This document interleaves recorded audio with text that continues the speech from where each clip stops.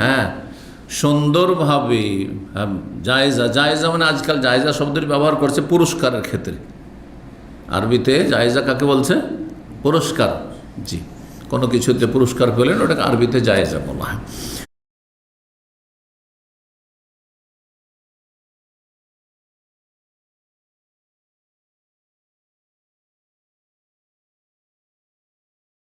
তো এখানে তখনকার যুগে পুরস্কার ছিল না, কিন্তু জায়েজা মানে আপনি একটু ভালো করে খাবার দাবার করবেন।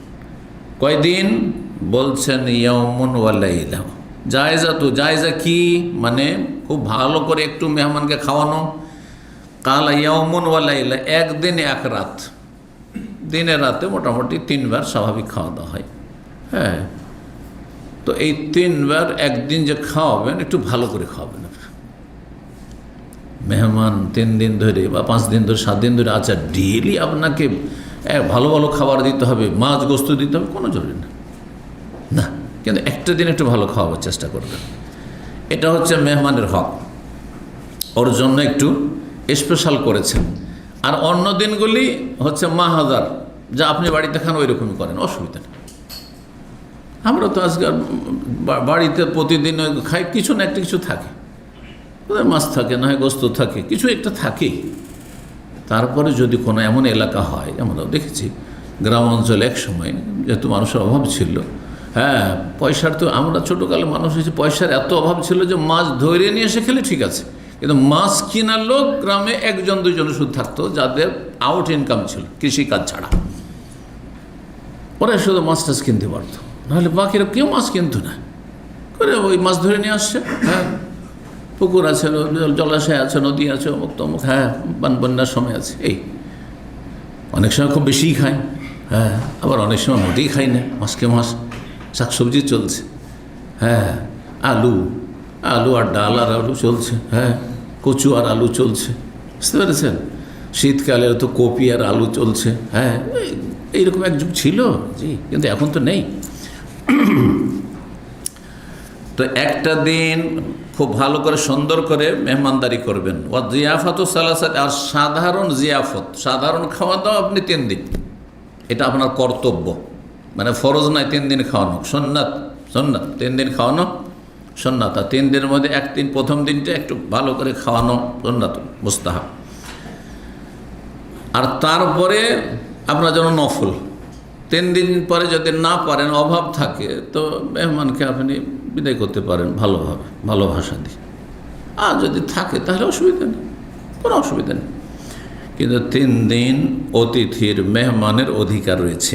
জি, ওমা কানা ওরা যালিকা ফাহুয়া সাদাকাতুন আলাইহি, এর অতিরিক্ত যেটা 3 দিন পরে যদি 5 দিন, 7 দিন, 10 দিন মেহমান থাকে, তাহলে এটি তার জন্য সাদাকা, আপনি তাকে সাদাকা করেন। সাদকা করা হচ্ছে নফল, ওই রকমই 3 দিনের পরে খাওয়ানো হচ্ছে নফল। ওমান কানা ইউমিনু বিল্লাহি ওয়াল ইয়াউমিল আখির ফালিয়াকুল খায়রান আও লিয়াসমুত, যে আল্লাহ পরকালে বিশ্বাসে ভালো কথা বলে, না হলে চুপ থাকেন। চুপ থাকলে কোনো গুনাহ হলো না, কোনো গোলা না, কোনো চিন্তা নেই। অনেক সময় দেখা যায় অনেক ভাইদেরকে 1 ঘন্টা, 1.5 ঘন্টা, 2 ঘন্টা খাওয়া দাওয়ার পার্টি চলছে, একবারে শুরুতে শেষ পর্যন্ত একেবারে সাইলেন্ট, কোনো একটি কথা বললো না। অনেক ভালো ওই লোকের সাথে যেই ব্যক্তির নিজের অহংকার, বাহাদুরি। আমি এই জায়গায় আমি দেখেছি একসময় দাওয়াতগুলোতে, একসময় তো যেতাম, কিছু লোকেরা, দুনিয়াদার লোকেরা, আমি এই ঢাকার অমুক জায়গায় রেখেছি, ওখানে জায়গা রেখেছি, তো ওইখানে এত টাকার জায়গা রেখেছি, আমার এত জায়গা আছে, এইগুলি গল্প শুধু। ওর ফাঁকে আপনি দিনের কথা বলার চান্স নয়, মুশকিল। সব হচ্ছে পেট পূজারি। তো আলহামদুলিল্লাহ ওই সব থেকে আমি মুক্ত হয়ে গেছি। আর দাওয়াত দিও না, আর নিও না, কারণ দাওয়াত নেওয়ার জন্য দিতে হয়।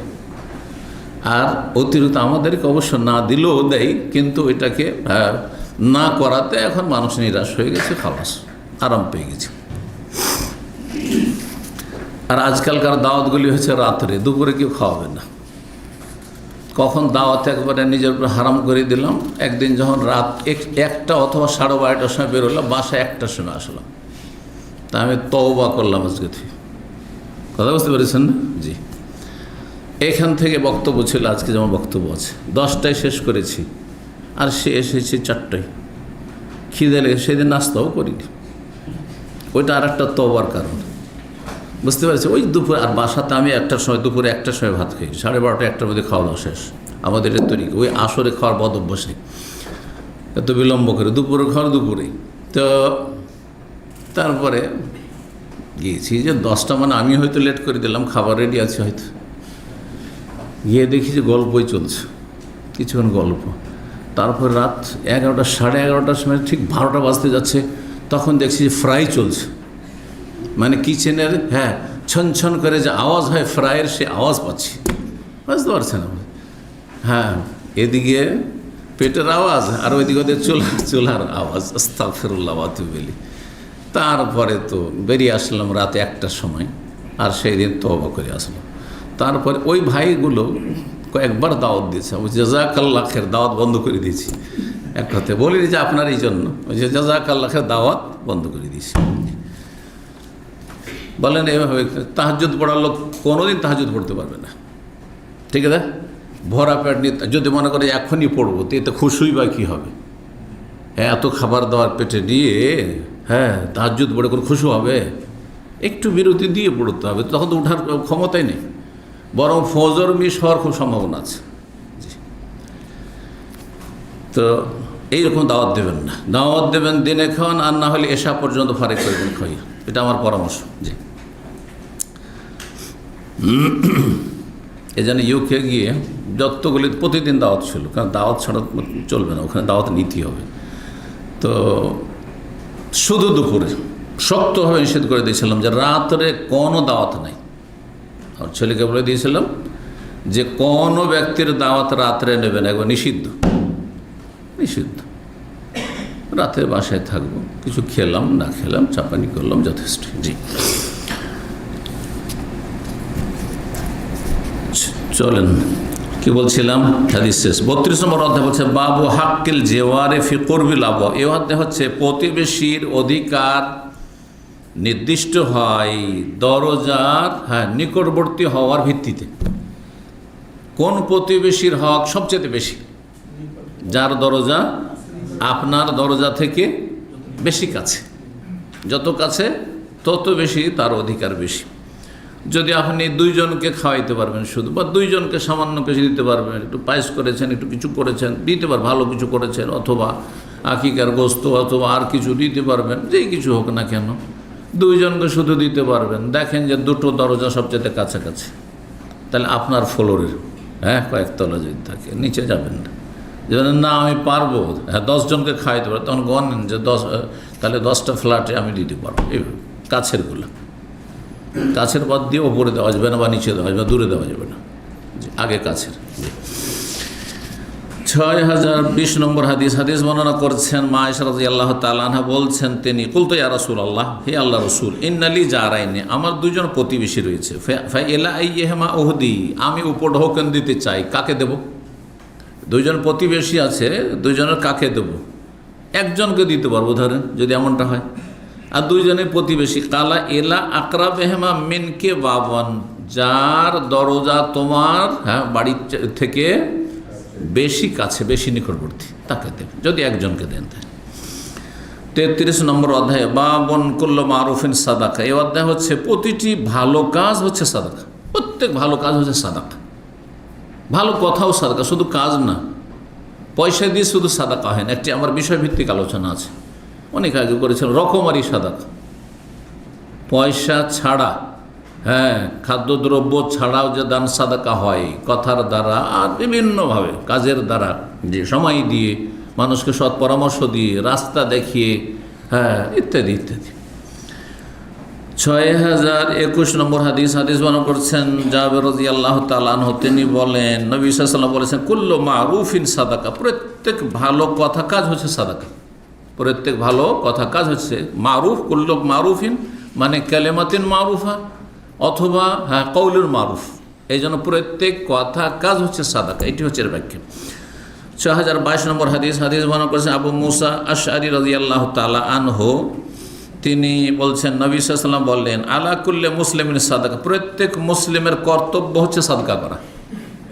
জাকাত ফরজ, সাদকা ফরজ নয়, কিন্তু কর্তব্য। তাহলে ফরজ ছাড়াও কিছু কর্তব্য আছে, হ্যাঁ, মানে সুন্নাতে মুআক্কাদ, এটা কর্তব্য। যেহেতু কিছু সুন্নাতে মুআক্কাদ হয় সেটা হচ্ছে ফরজ তো নয়, কিন্তু কর্তব্য করা উচিত। তো প্রত্যেক মুসলিমের কর্তব্য হচ্ছে দান সাদকা করা। কালু ফাইনলাম ইয়াজিদ, সাহাবীরা বললেন যদি সাদকা না করতে পারে, সবার কাছে তো টাকা পয়সা আছে না, অনেক নিজের খেয়ে দিয়ে শেষ হয়ে যাচ্ছে, তো অভাব, নিজেই অভাব। কালা ফায়ামাল বিয়াদিহি, যেই ব্যক্তি দান সাদাকা করতে পারবে না সে নিজের হাতে শ্রম করবে, কাজ করবে, হাতের কাজ করে। হাতের কাজ, হ্যাঁ, বিভিন্ন হাতের কাজ রয়েছে। যে কোনো টেকনিশিয়ানের কাজ হচ্ছে হাতের কাজ, হ্যাঁ, যে কোনো ট্রেডে যে কাজগুলি রয়েছে, টেলারিং, ঘড়ির মেকানিক, হ্যাঁ, আর কিছুরই মেকানিক, হ্যাঁ, এইভাবে হাতের কাজ এক কথা। যে কোনো হাত, ফায়ামাল বিয়াদিহি, দুই হাতে কাজ করলেন আপনি, ফায়ানফা নাফসাহু, আর তারপরে নিজেকে উপকৃত করলেন, মানে নিজের রুজি রোজগার করলেন, ওয়াতাসাদ্দাক, এবং যা কিছু ওখান থেকে পারলেন দান সাদকা করলেন। একজন শ্রমিকও করতে পারে, শ্রমিক যেই টাকা দৈনিক ইনকাম করলো সেখান থেকে সংসার চালিয়ে 2-4 পয়সা সে 4 আনা 8 আনা 1 টাকাও দান করতে পারে। একজন গরিবের 1 টাকার যে মূল্য আছে, যারা কোটিপতি তার 1 লক্ষ টাকার ওই সেই মূল্য নেই হয়তো। কারণ একজন লোকের, একজন অনেক পয়সার মালিকের 1 লক্ষ টাকার যত মায়া নেই অথবা যতটা প্রয়োজন নেই, তার চাইতে বেশি একজন গরিবের 1 টাকার বেশি প্রয়োজন আছে। সেই জন্য এইটা নয় যে অমুক বেশি খরচ করতে পেরেছে সেই জন্য বেশি নেকি পাবে। আপনি কি অবস্থায়, কোন সিচুয়েশনে আপনি খরচ করছেন, পরিস্থিতিতে, আপনার পরিস্থিতি কি, দাতার পরিস্থিতি কি, আর যাকে দিচ্ছেন তার পরিস্থিতি কি। একজন আপনার সচ্ছল ব্যক্তিকে, মোটামুটি সচ্ছল কিন্তু অভাবী আছে, কিছু না অভাবী, সেই জন্য আপনি দান করে দিচ্ছেন, ওর সাথে খাতির আছে অথবা ওর কাছে কিছু আশা আছে সেই জন্য। আর একজনের সাথে আমার কোনো খাতির নেই, কিচ্ছু নেই, তার সাথে দুনিয়ার কোনো স্বার্থ নেই, আর অত্যন্ত অভাবী, একেবারে অসহায়, তাকে অল্প পয়সা দান করা, যে দাতা তারও আন্তরিকতা আর যাকে দেওয়া হচ্ছে তারও প্রয়োজন, এই দুটোকে কেন্দ্র করে নেকি বাড়ে দান সাদকার ক্ষেত্রে। কথা করে বুঝতে পারলেন তো? কালু, সাহাবীরা বললেন ফাইনলাম ইয়াস্তাতে, ওটাও যদি না পারে, ধরেন কেউ হাতের কাজ জানে না অথবা ওইরকম শ্রম দিতে পারবেন না অথবা করলো না, নিজে মেহনত পরিশ্রম করবে তারপরে ওখান থেকে কিছু দান সাদকা করবে, এটা করলো না, তারপরে কোনো রাস্তা আছে কিনা দান সাদকা হাসিল করার বা সাদকার সওয়াব হাসিল। কালা ফায়ুইনু যাল হাজাতিল মালহুফ, মালহুফ মানে বিপন্ন অভাবীকে সাহায্য করবে, যে কোনো বিপন্ন অভাবীকে সাহায্য করেন। জাল হাজা শুধু অভাবীর নয়, যে কোনো প্রয়োজন আছে, কারো টাকার প্রয়োজন নেই কিন্তু একটু সহযোগিতার প্রয়োজন আছে, যেমন একজন লোক অল্প বেতনের মানুষ, আপনার আশপাশ থেকে ও সেন্টারে আসে দিন শেখার জন্য, ওকে আপনাকে 5 রিয়াল দিতে হবে না, কিন্তু আপনার কাছে গাড়ি আছে, ওর কাছে গাড়ি নেই, ওর জন্য 5-10টা রিয়াল খরচ করে আসার অনেক কঠিন, কষ্টকর, ইমানের পরীক্ষা শেখান, ও একটু ফ্রিতে নিয়ে আসেন আপনি, হয়তো আপনাকে আরও 2-4-5 মিনিট ওকে পৌঁছাইতে সময় লাগবে, আপনি ওইটুকু সময় দেন। আমি এক সময় বাইরে অনেক বক্তব্য গেছি, বিভিন্ন জায়গায় গেছি, তো কয়েকবার এমন হয়েছে যে মেন রোড দিয়ে আমাকে যে ছেলেটা নিয়ে আসছে, হ্যাঁ, সে ভাবছে যে মেন রোডে নামিয়ে দিয়ে ওখান থেকে, তখন আমি জিজ্ঞাসা করি, আমার সাথে আরেকজন উঠেছে নতুন, জিজ্ঞেস করি যে তোমার বাসাটা কত দূর এখান থেকে, বলছে 1 কিলোমিটার হাঁটতে হবে। বলছে না তুমি হাঁটবে না, ও নামাতে যাচ্ছিল, আমি জানি নামাবে না, এখানে খবর হাইওয়ে ধরেন, হ্যাঁ নামাবে না, চলো ভিতরে। বলছে শেখ আপনার দেরি হয়ে যাবে, আমার দেরি হোক, অসুবিধা নেই, আমার লেট হোক। ভিতরে গিয়ে 1-1.5 কিলোমিটারকে 2 কিলোমিটার ওকে হাঁটতে আধা ঘন্টা লাগতো। না আপনি মেন রোডে কেন ছেড়ে দেবেন ওকে, এটা ছোটো লোকই কাজ। আমি একবার কোনো একজন ভদ্র মানুষ ওনার গাড়িতে আছে, তো ওনাকে বলছে রোড 2 সাইডে, মানে 2টো রাস্তা, একটা যাচ্ছে একটা আসছে, যেমন অন্য রোডগুলো আছে, তো আমার বাসাটা ওই সাইডে আর উনি এই সাইডে এসছেন, করে আবার একটু দূর থেকে সিগন্যাল থেকে আসতে হয়। বললেন তো প্রয়োজন নেই, তো বাসা আমি এখানে নামিয়ে দেন, আমি সামনে চলে যাচ্ছি। বলছেন না এটা হবে না, আপনার গেটে নামিয়ে আসো। বললা এটি হচ্ছে ভদ্রতা, এটা হচ্ছে আখলাক চরিত্রের পরিচয়। জি, যে আপনি আপনার সময়ের কথা চিন্তা করলেন না, আপনি তার সম্মানের কথা চিন্তা করলেন। আপনি হ্যাঁ, আপনাকে কেমন লাগতো রোডের এই পাশে নামিয়ে দিয়ে চলে গেল, তারপর দাঁড়িয়ে থাকেন, গাড়ি আসছে দাঁড়িয়ে থাকে রোড ক্রস করার জন্য, আর তারপরে যেতে পারলেন। ওই সময় যদি না ভাই নামতে দেবো না, চলেন আপনার গেটে নামাচ্ছি, মনটা খুশি হয়ে যাবে। এটা হচ্ছে উত্তম চরিত্র। এই আখলাক চরিত্র নিজের কমন সেন্সে শিখতে হয়। এটা শরীয়ত শিক্ষা অনেক সময় প্রয়োজন হয় না। যারা একটু নিজের বিবেককে কাজে লাগায় তাদেরকে শরীয়তের আদেশ নিষেধ শিখতে হয় না, এমনিতে শেখা যায় ভদ্রতা। আল্লাহ আমাদের তৌফিক দান করে। তারপর তো আলহামদুলিল্লাহ আমাদের কোরআন হাদিস আছে, কোরআন হাদিসের গাইড আছে, কোরআন হাদিসের কথা শিখছেন, একটু আমল করতে হবে শুধু। আমি কেন এত সুবিধাবাদী হব? জি, মানুষের উপকার করলে একটু কষ্ট করতে হবে, আর একটু সামান্য কষ্টে আপনি অনেক বড় যে প্রতিদান বদলা আল্লাহর কাছে পাবেন, হ্যাঁ আল্লাহকে সাথে পাবেন, এটা আপনি কেন বুঝেন না? আল্লাহু ফি আউনিল আবদি মা কানাল আবদু ফি আউনি আখি। বান্দার সাহায্য আল্লাহ অতক্ষণ পর্যন্ত করতে থাকেন যতক্ষণ বান্দা আল্লাহর বান্দার সাহায্য করে, তার ভাই মুসলিম ভাই হ্যাঁ কোনো মানুষের সাহায্য করে। আপনি যত বেশি মানুষের সহযোগিতা করবেন, হ্যাঁ তত বেশি আল্লাহ আপনার সাথে আছেন এবং আল্লাহর মদদ, আল্লাহর সাহায্য আপনার সাথে আছে। তো এই বিষয়গুলি আসলে ইমানের বিষয়, ইয়াকিনের বিষয় আর আমলের বিষয়। তো বলছেন সাহাবী যে যদি সেটাও না করতে পারে তো কী করবে?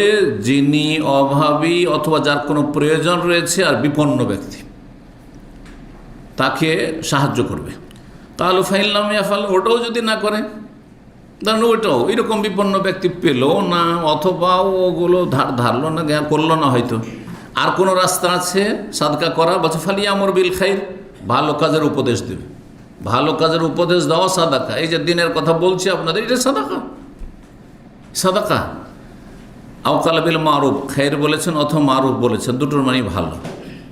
অন্যায় কাজে বাধা দেওয়া, ভুলের সংশোধন করা, সেটিও সাদাকা।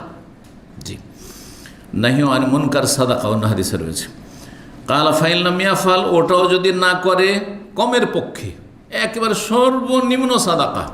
বলছেন ফালিয়ুমসিক আনিশ-শার, মন্দ থেকে বিরত থাকে। কারো যদি উপকার নাও করতে পারেন, ভালো কিছু নাও করে দিতে পারেন, কারো ক্ষতি করিয়েন না। আমার সাথে যত লোকেরা চাকরি করেছে, কাছাকাছি থেকেছে, আমি ওদেরকে বলেছি, নতুন আসলে, আমি পুরাতন নতুন, কারণ নতুনরা অনেক সময় ভয় পায় যে কি জানি এখানে থেকে কেমন যে পাই এর কাছে আচরণ। তাই আমি বলি যে দেখেন, একটা কথা মনে রাখেন, যে আমি যদি কারো উপকার নাও করতে পারি বা আপনার উপকার নাও করতে পারি, এতটুকু নিশ্চিত থাকেন যে আমার দ্বারা আপনার ক্ষতি হবে না। আমি এটা সর্বনিম্ন করার চেষ্টা করি, আমার দ্বারা আপনার যাতে ক্ষতি না হয়। আমার পাড়া প্রতিবেশী, হ্যাঁ অনেকেই এমন কিছু হয়তো আচরণ যা কষ্ট দিয়েছে, সেই আচরণ, কিন্তু আমি কারো ক্ষতি করব না, কমপক্ষে এটুকু আমার আদর্শ। ফালিয়ুমসিক আনিশ-শাররি, অনিষ্ট থেকে, ক্ষয়ক্ষতি থেকে আপনি বিরত থাকেন, কারো ক্ষতি করিয়েন না। আপনি লাভও করে দিতে পারলেন না, ক্ষতিও না, যথেষ্ট। সবাই নিরাপদ চলাফেরা করে। ফাইন্নাহু লাহু সাদাকা, এটি তার সাদাকা। যে কারো ক্ষতি করলো না, এটি একটি সাদাকা, নেগেটিভ সাদাকা। জি, 34 নম্বর অধ্যায় বাবতি বিল কালাম। এই অধ্যায় হচ্ছে সুমিষ্ট ভাষী হওয়া সম্পর্কে। আপনি সুমিষ্ট কথা বলবেন, আপনি মিষ্টি কথা বলবেন, শুনতে যাতে ভালো লাগে, হ্যাঁ আচার আচরণ কথাবার্তা যেন হ্যাঁ আকর্ষণীয় হয়। ওয়াকাল আবু হুরায়রা রাদিয়াল্লাহু তাআলা আনহু বলেন, নবী সাল্লাল্লাহু আলাইহি ওয়াসাল্লাম থেকে, আল কালিমাতু তাইয়্যিবাতু সাদাকা, মিষ্টি ভাষা হচ্ছে সাদাকা। ভালো ভাষায় যদি কথা বলেন, এটিও সাদাকা। 6023 নম্বর হাদিস বর্ণনা করছেন আদি বিন হাতেম রাদিয়াল্লাহু তাআলা। তিনি বলেন, যাকারান নবী সাল্লাল্লাহু আলাইহি ওয়াসাল্লাম নারা, একবার নবী সাল্লাল্লাহু আলাইহি ওয়াসাল্লাম জাহান্নামের আগুনের কথা আলোচনা করলেন। ফাতাআওয়াযা মিনহার, আল্লাহর কাছে আশ্রয় চান, আউযু বিল্লাহি মিনান নার বা আউযু বিল্লাহি মিন আযাবে জাহান্নাম, ওয়া আশাহা বিওয়াজহি, এবং মুখটাকে সরিয়ে নিলেন এইভাবে। আশাহা বিওয়াজহি মানে আবআদা, মুখটাকে সরিয়ে নিচ্ছেন, মনে হচ্ছে আগুন ওই দিক থেকে আসছে, ঝলসে দেওয়ার জন্য। নবী সাল্লাল্লাহু আলাইহি ওয়াসাল্লাম কখনো জাহান্নামের দৃশ্য দেখতে পেতেন সামনে, তখন সরে যেতেন, অথবা মুখ সরিয়ে নিতেন। তো হতে পারে ওই সময় এমন হয়েছে। নবী সাল্লাল্লাহু আলাইহি ওয়াসাল্লাম এমন কিছু দেখতেন মুজিজায় যা আমরা দেখিনি, আমাদের দেখার ক্ষমতাও নেই।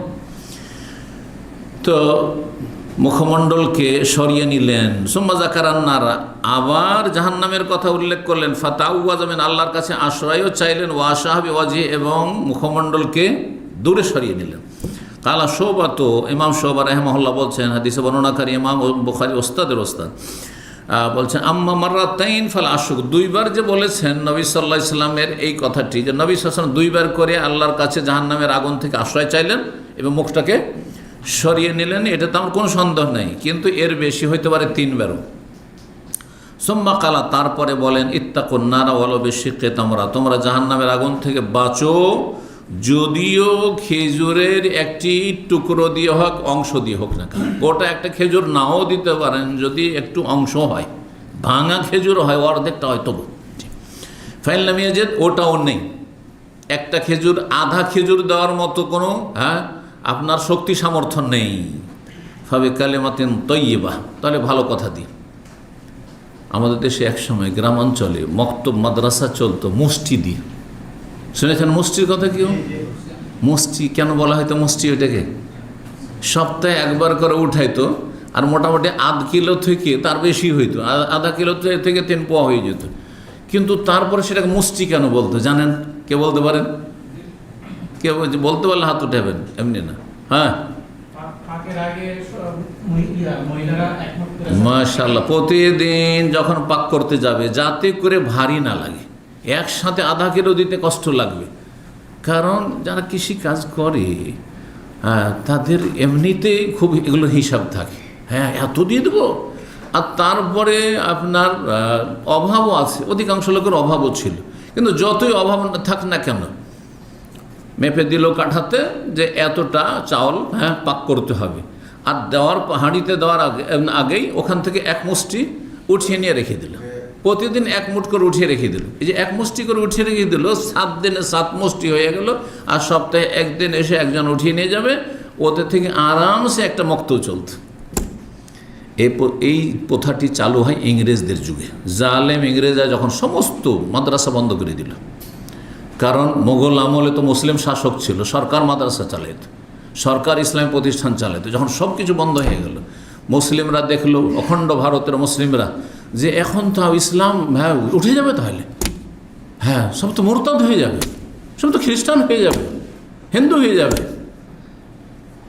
তখন তারা দেখলো যে না, আমাদেরকে যে কোনো উপায় হোক না কেন মাদ্রাসা মক্তব ঠিক রাখতে হবে।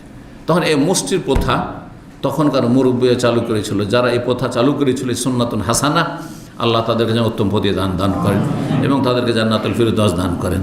তাদেরকে চিনি না, কিন্তু এই কাজটি খুব ভালো কাজ শুরু করেছে। এই কাজে কাউকে কষ্টও লাগবে না, অথচ আরামে একজন শিক্ষকের বেতন হয়ে যাবে বা 2জন শিক্ষকের বেতন হয়ে যাবে বড় গ্রাম থাকলে। 35 নম্বর অধ্যায় বলছেন বাবু রিফকি ফিল আমরি কুল্লি। এই অধ্যায় হচ্ছে যে কোনো বিষয়ে, জীবনের যে কোনো কাজে নম্র আচরণ করা বা নম্রতা অবলম্বন করা। যে কোনো নরম লোক ভালো, গরম লোকের চাইতে নরম লোকে সবাই ভালোবাসে, কিন্তু কখনো কখনো শক্ত হইতে হবে যখন দেখছেন নরম হয়ে কাজ হচ্ছে না। ছেলে মেয়েদের প্রতিপালনের ক্ষেত্রে স্ত্রী মাকা চলছে, সারা জীবনে যদি নরম থেকে যান তো মাথার উপরে চেপে বসবে আপনার স্ত্রী, বুঝলেন না? ছেলে মেয়েগুলো ওইরকম হয়ে যাবে, খারাপ হয়ে যাবে।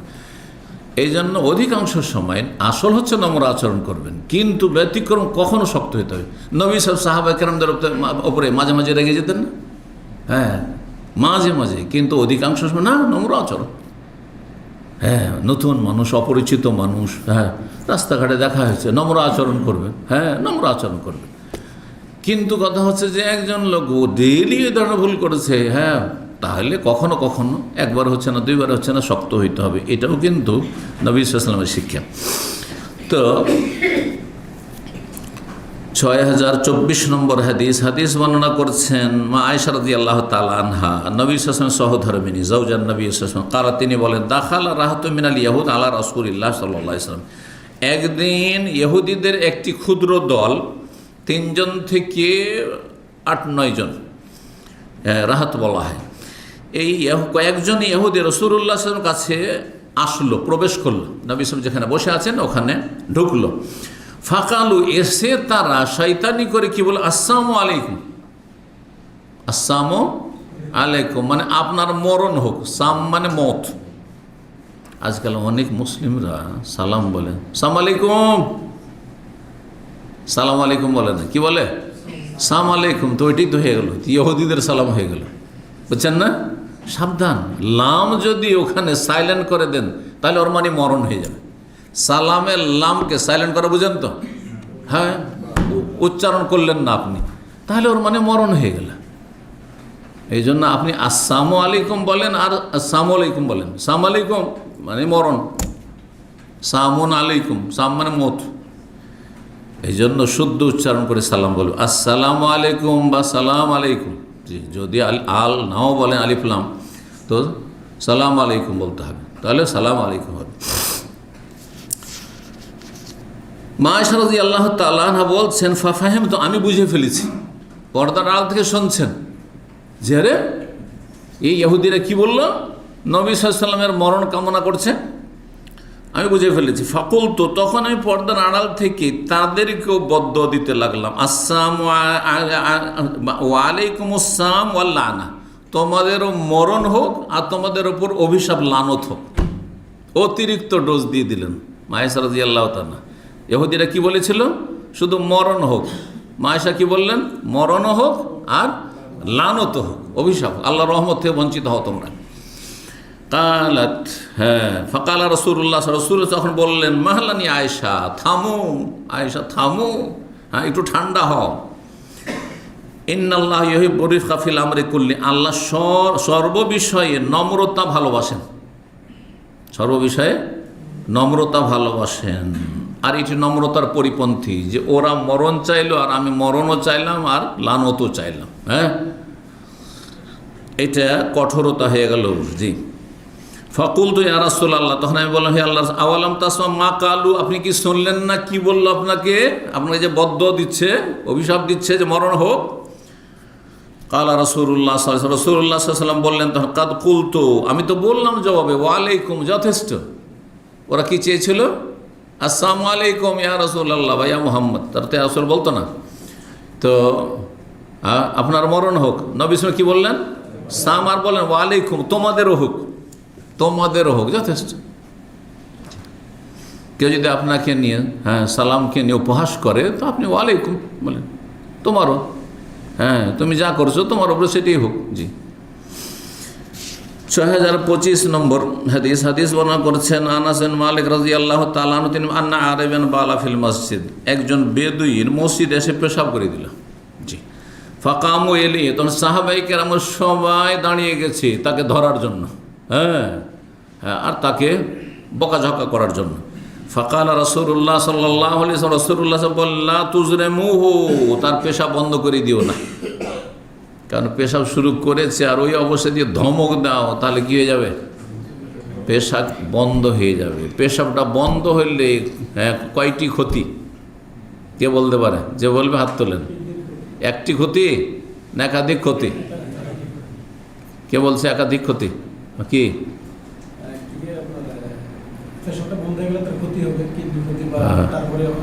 স্বাস্থ্যগত ক্ষতি হবে। পেশাব শুরু হয়ে গেছে আর পেশাবটা ক্লিয়ার না করে যদি স্টপ করে দেওয়া যায় তাহলে স্বাস্থ্যগত ক্ষতি রয়েছে, তো ওর ক্ষতি হলো। বেদুইন অসভ্য, জানেন না তো আপনিও ক্ষতি করে দেবেন ওর, হ্যাঁ, শরীর স্বাস্থ্যের ক্ষতি। 1 2 নম্বর,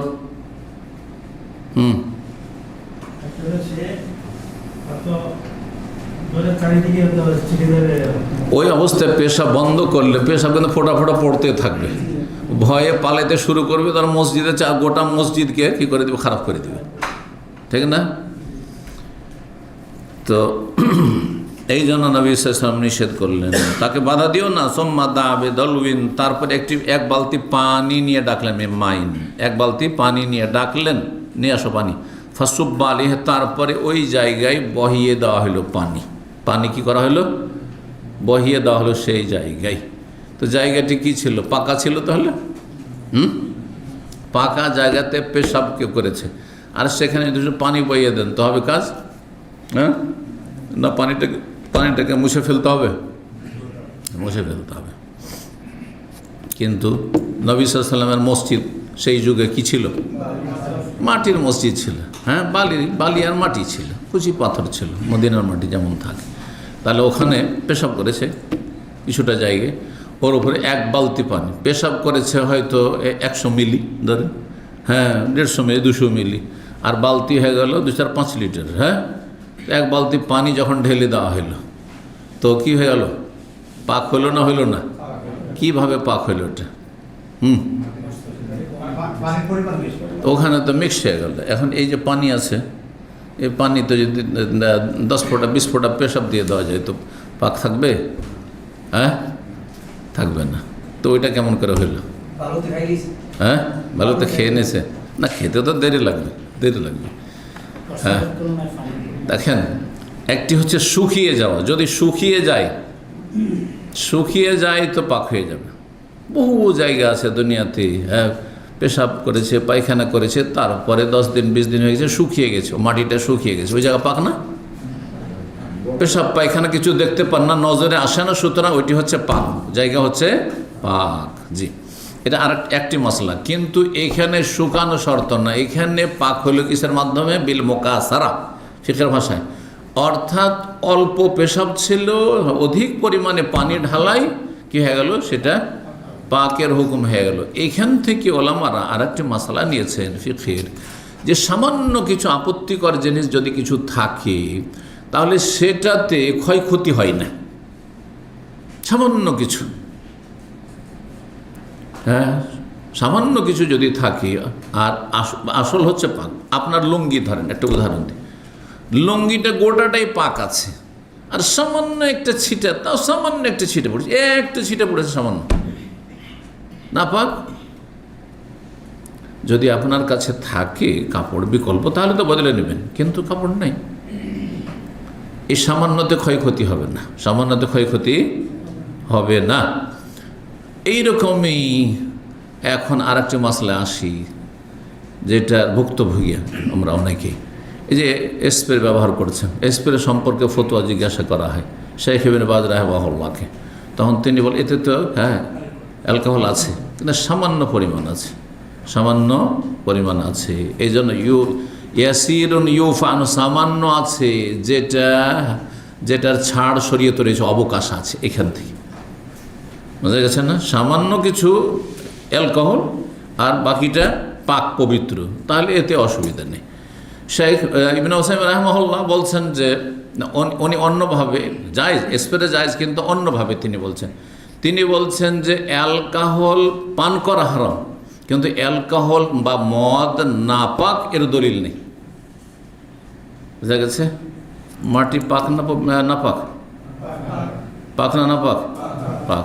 কিন্তু কেউ যদি কয় মাটি পাক তো আমি খাবো, খাওয়া জায়েজ না? খাওয়া জায়েজ নয়, মাটি খাওয়া জায়েজ নয়, অন্য কারণে জায়েজ নয়, নাপাকের কারণে নয়। মাটি খেলে মানুষের শরীর স্বাস্থ্যের ক্ষতি হবে, সেই জন্য মাটি খাওয়া জায়েজ নয়। জি, তো এই হাদিস হয়ে গেছে, তাই না? 36 নম্বর বাবু তাওয়ানিল মুমিনিনা বাযহিম বাযান। এই অধ্যায় হচ্ছে মুমিন মুসলিমদের পরস্পরকে সাহায্য করা, একজন মুসলিম আর একজন মুসলিমের সাহায্য করবে, এটা হচ্ছে ইসলাম ইমানের দাবি এবং ইসলামী ভ্রাতৃত্বের দাবি। এক মুমিন আর এক মুমিনের ভাই। ওয়াইন ইস্তানসারুকুম ফিদ্দীনি ফাআলাইকুম নাসর, দিনের ক্ষেত্রে, দিনের খাতিরে, ধর্মের খাতিরে তোমার মুসলিম ভাই তোমার কাছে যদি সাহায্য চাই বা সাহায্যের প্রয়োজন হয়, তাহলে তোমাদের জন্য সাহায্য করা আবশ্যক, কর্তব্য, যদি সম্ভব হয় সেটি করা। কোনো কিছু সম্ভব না হয়, যেমন আজকালকার যুগে হ্যাঁ সম্ভব নয় অস্ত্র দিয়ে, সুতরাং দোয়া দিয়ে সাহায্য করেন। দোয়া দেওয়া যাবে না? দোয়া দিতে কেউ বাধা দিতে পারবে? আপনি ফিলিস্তিনে মুসলমানদের সাহায্য করতে পারছেন না, বার্মার মজলুম মুসলমানদের সাহায্য করতে পারছেন, সুডানে মুসলিমদের সাহায্য করতে পারছেন না, কিন্তু দোয়া দিয়ে সাহায্য করতে পারবেন না? ওইটাই তো করেন না। কয়জন করছেন বলেন দেখি? যেটা পারবেন সেটা করছেন না, আর যেটা পারবেন না সেটার ক্ষেত্রে বড় বড় হ্যাঁ লেকচার ঝাড়ছেন আপনি, কিবোর্ড মুজাহিদ। এতে কী হবে? কিচ্ছু হবে না। পারলে তখন সেটা জরুরি। জি, 6026 নম্বর হাদিস বর্ণনা করছেন আবু মুসা আশআরী রাদিয়াল্লাহু তাআলা আনহু, নবী সাল্লাল্লাহু আলাইহি সাল্লাম থেকে তিনি বলেন, আল মুমিনু লিল মুমিনি কাল বুনিয়ান, একজন মুমিন মুসলিম আরেকজন মুসলিম মুমিনের জন্য একটি ইমারতের মতো, একটি ভবনের মতো, বিল্ডিং, এই যে বিল্ডিংয়ের মতো। ইয়াশুদ্দু বাযুহুম বাযান, একটি বিল্ডিং কি করে, তার একটা অংশ আরেকটা অংশকে শক্তির যোগান দেয়, শক্তিশালী করে। একটা ইঁট আর একটা ইঁটের সাথে শক্ত হয়ে লেগে, দেখেন বিশাল 7 তলা বিল্ডিং, হ্যাঁ, কত শক্তিশালী হয়ে রয়েছে। কিন্তু এই ইঁটগুলোকে যদি এক একটা করে আলাদা করে দেন, ছড়িয়ে নেন, তাহলে সব দুর্বল হয়ে যাবে, সব দুর্বল হয়ে যাবে, বসে পড়ে যাবে। ঠিক ওই রকমই মুসলিমদের হওয়া উচিত। সুম্মা শাব্বাকা বাইনা আসাবি, তারপরে নবী সাল্লাল্লাহু আলাইহি সাল্লাম হাতের আঙ্গুলগুলিকে আর এক হাতের আঙ্গুলের ফাঁকে ঢুকালেন, এইভাবে। মুমিন মুসলিমদের সম্পর্কটা এইরকম হবে, এইরকম একবারে, যেমন বিল্ডিং আর ইঁটগুলো ওইভাবে লেগে আছে এবং একটি অংশ আর একটি অংশকে শক্তিশালী করছে। 6027 নম্বর হাদিস বর্ণনা করছেন, ওকানা নবী সাল্লাল্লাহু আলাইহি ওয়াসাল্লাম জালিসান, সেই সময় নবী সাল্লাল্লাহু আলাইহি ওয়াসাল্লাম বসে, আগের সনদে বর্ণনা করছে, ইজা রাজুলুন, জনক ব্যক্তি আসলো এবং জিজ্ঞাসা করলো, আও তালিবু হাজাতিন, অথবা কোনো প্রয়োজন ছিল, তা চাইছিল সে। আকবাল আলাইনা বিওয়াজহি, তখন নবী সাল্লাল্লাহু আলাইহি ওয়াসাল্লাম আমাদের দিকে তাকালেন। এক লোক এসে কোনো কিছু চাইলো, এখন কেউ দিতে পারলে দেবে, হয়তো নবী সাল্লাল্লাহু আলাইহি ওয়াসাল্লামের কাছে সেটা নেই, সেই জন্য সাহাবায়ে কেরামদের দিকে তাকালেন নবী সাল্লাল্লাহু আলাইহি ওয়াসাল্লাম আর বললেন, ইশফাউ ফাল তুজারু, তোমরা সুপারিশ করো, অবশ্যই তোমরা এর প্রতিদান নেকি পাবে। মানে নিজে যদি না দিতে পারো তো অন্যকে সুপারিশ করো। ধরেন আমার কাছে বা কিছু ভাইদের কাছে টাকা পয়সা নেই, যে একজন গরিব মানুষ অসহায় এসছে, তাকে কিছু টাকা দিতে হবে, আমাদের কাছে নেই, কিন্তু আমি জানছি যে দু একজন ব্যবসায়ী আছেন অথবা দু একজন ভালো বেতনের চাকরি করেন, এইরকম ভাইয়েরা আছেন, ওদের কাছে আমরা কেউ সুপারিশ করলাম, আপনারা বললেন যে ভাই আল্লাহর রাস্তায় গরিব মানুষ আছে, যদি আপনি দিতেন, হ্যাঁ হ্যাঁ তাহলে ভালো হতো। এই যে আপনি কথাটা বললেন, এতে আপনিও সাদকার নেকি পেলেন। এটি হচ্ছে শাফাত, সুপারিশ করা। সুপারিশ করলেন যে ভাই একে একটু আপনারা হেল্প করেন। রাসূলুল্লাহ সাল্লাল্লাহু আলাইহি ওয়াসাল্লাম দেবেন, কিন্তু সাহাবায়ে কেরামদেরকে শিখাচ্ছেন যে দেখো আমি দেবো, কিন্তু তোমরা আমাকে বলো যে ইয়া রাসূলুল্লাহ অমুকের প্রয়োজন আছে, কথাটি আমার কাছে পৌঁছাও, তাহলে তুমিও নেকি পেলে হতে।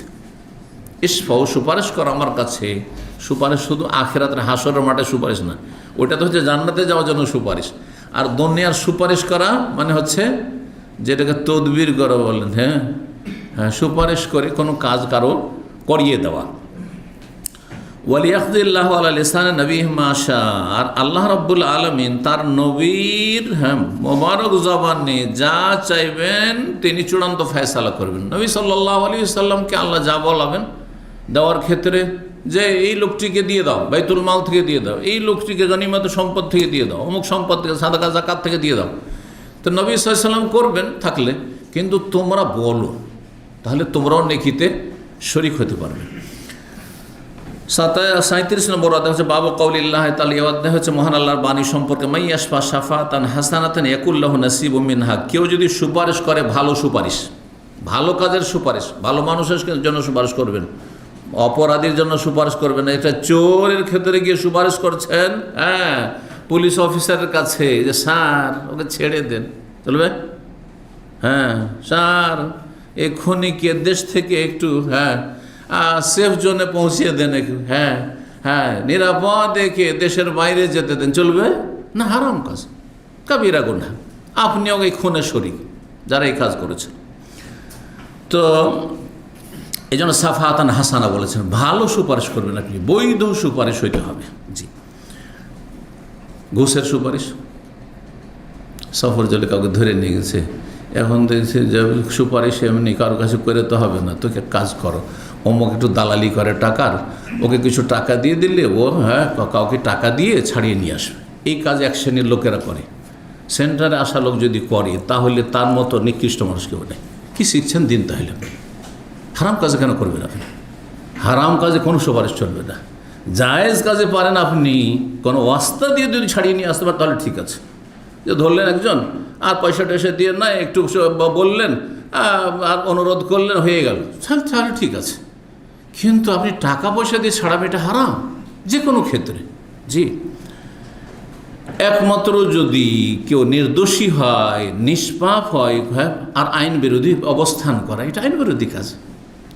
হ্যাঁ, তাকে ধরেছে, সে চলে যাবে, কিন্তু আপনি সেই ঘুষ দিয়ে তাকে ছাড়িয়ে নিয়ে আসবেন, এটা হারাম কাজ। এই হারাম কাজ এক শ্রেণীর লোকেরা নামাজ রোজা করে, তারপরে এইসব কাজে শরিক হয় না, এইসব কাজে শরিক হবেন না। আল্লাহ বলছেন, মাইয়াশফা শাফাতান হাসানা, কেউ যদি ভালো সুপারিশ করে, ইয়াকুল্লাহু নাসিবুম মিনহা, তারও একটা ভাগ থাকবে নেকিতে। অমাইয়াশফা শাফাতান সাইয়্যা, আর কেউ যদি মন্দ সুপারিশ করে, মানে অপরাধীকে ছাড়াবার জন্য অথবা কোনো পাপের জন্য সুপারিশ করে, হ্যাঁ অন্যায় কাজ করার জন্য সুপারিশ করে, ইয়াকুল্লাহু কিফলুম মিনহা, সেও গুনার ভাগ পাবে, গুনার ভাগ পাবে। কিফলুন মানেও নাসিবুন। আবু মুসা বলছেন কিফলাইনে সূরা হাদিদে রয়েছে, মানে আজরাইনে, এটা হাবশি ভাষা, ইথিওপিয়ার ভাষা। 6028 নম্বর হাদিস। মানে আবু মুসা রাদিয়াল্লাহু তাআলা নবী সাল্লাল্লাহু বলেন, নবী সাল্লাল্লাহু আন্নাহু কানে যা আতাহুস সাইদ, নবী সাল্লাল্লাহু কাছে কোনো যদি ভিক্ষুক আসতো, আও সাহেবুল হাজা, অথবা কোনো নিডি অভাবী ব্যক্তি আসতো, কালা বলতেন, ইশফাউ ফালতু উজারু, তোমরা সুপারিশ করো, তোমাদেরকে নেকি দেওয়া হবে, আল্লাহ নেকি দেবেন। ওয়ালিয়াকুযিল্লাহু আলা লিসানি রাসূলিহি মা শা, এবং রসুল্লাহ সাল্লাল্লাহু আলাইহি সাল্লামের জবানের মাধ্যমে আল্লাহ রাব্বুল আলামিন যা চাইবেন ফয়সালা করবেন। 38 নম্বর অধ্যায়, বাবু, অনেক বড় বাব অধ্যায় রয়েছে, হ্যাঁ, তারপর সেরে নজ বিষয় সহজ হাদিস রয়েছে। বলছেন, লামিয়া করেন নবী ফাহিশান ওয়ালা মুতাফাহিশান, নবী সাল্লাল্লাহু আলাইহি সাল্লাম অশ্লীল ভাষী ছিলেন, অশালীন ছিলেন না। অশালীন বলতে পারেন, অশ্লীল ভাষী ছিলেন না। ওয়ালা মুতাফাহিশান মানে এক হচ্ছে স্বভাব, হ্যাঁ স্বভাবগত অশালীন হওয়া, মানুষের কিছু লোকের স্বভাব থাকে অকথ্য ভাষা বলা, এইরকমও ছিলেন না। আর অনেকের স্বভাব ওইরকম না, ভালো পরিবারের, হ্যাঁ ওর বংশের এত খারাপ লোক না, এত খারাপ ভাষা কেউ বলেন না, কিন্তু ও চেষ্টা করে ওই অশালীন কথা বলে, তাকাল্লুফ করে যেটাকে বলা হয়। তো কোনোটাই ছিল না। নবী সাল্লাল্লাহু আলাইহি সাল্লাম না তিনি অশালীন ছিলেন, হ্যাঁ স্বভাবগতভাবে, আর না তিনি অশালীন কথা ইচ্ছে করে বলতেন।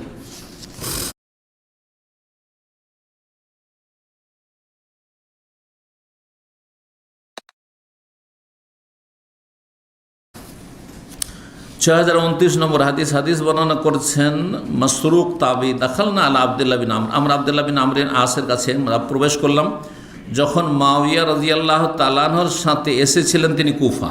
তাই আব্দুল্লাহ বিন আমর বিন আস, মুআবিয়া যখন খলিফা ছিলেন তখন কুফা একবার এসেছিলেন, ইরাকে।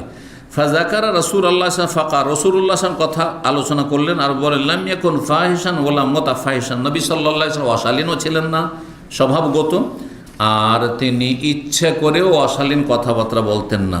আল্লাহ রাসূলুল্লাহ সাল্লাল্লাহু আলাইহি ওয়াসাল্লাম বলেন, ইন্না মিন খাইরিকুম আহসানাকুম খুলুকা, তোমাদের মধ্যে সবচেয়ে ভালো মানুষ হচ্ছে যার চরিত্র যত বেশি ভালো, যে যত বেশি চরিত্রবান সে তত ভালো মানুষ।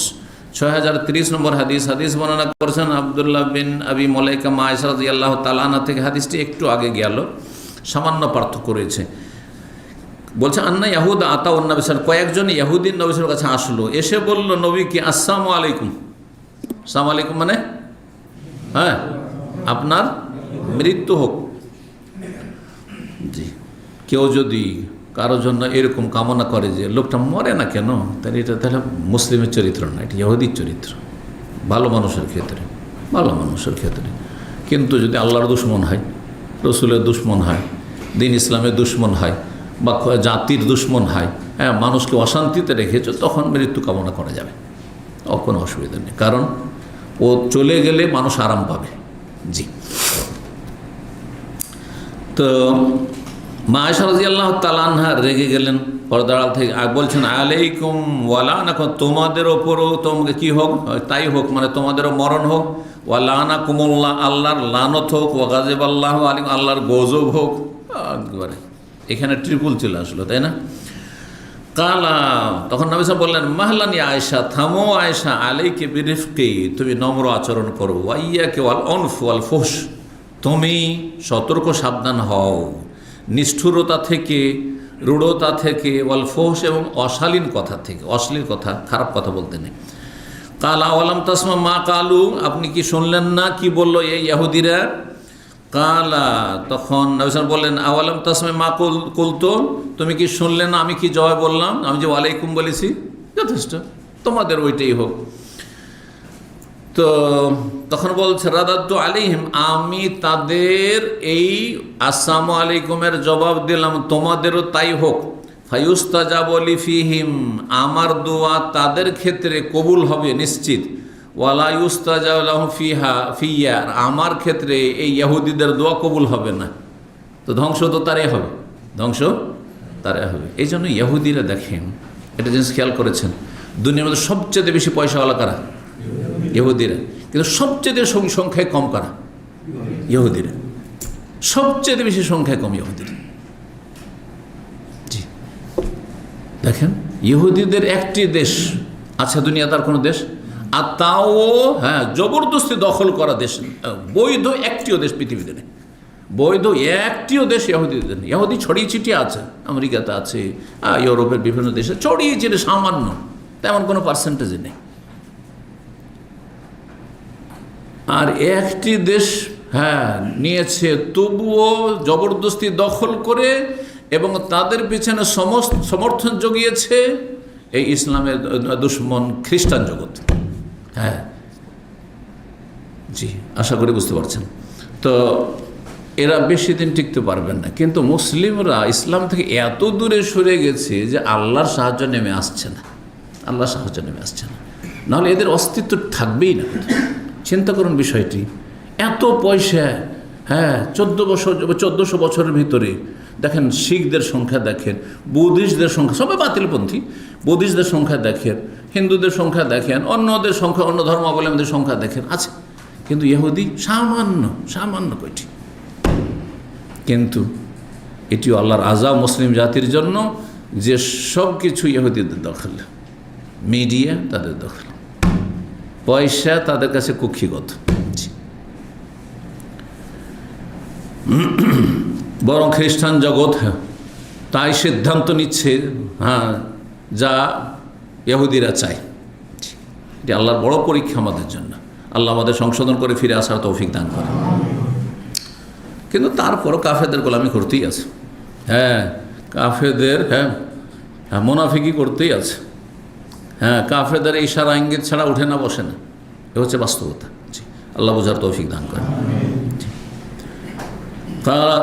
হ্যাঁ, আমার দোয়া তাদের ক্ষেত্রে কবুল হবে, তাদের দোয়া আমার ক্ষেত্রে কবুল হবে না। জি, 6031 নম্বর হাদিস বর্ণনা করেছেন আনাস রাদিয়াল্লাহু তাআলা আনহু, তিনি বললেন ইয়াকুন সাব্বাবান ওয়ালা ফাহাশান ওয়ালা লাআন, নবী সাল্লাল্লাহু আলাইহি সাল্লাম গালমন্দকারী ছিলেন না, কাউকে গাল দিতেন না।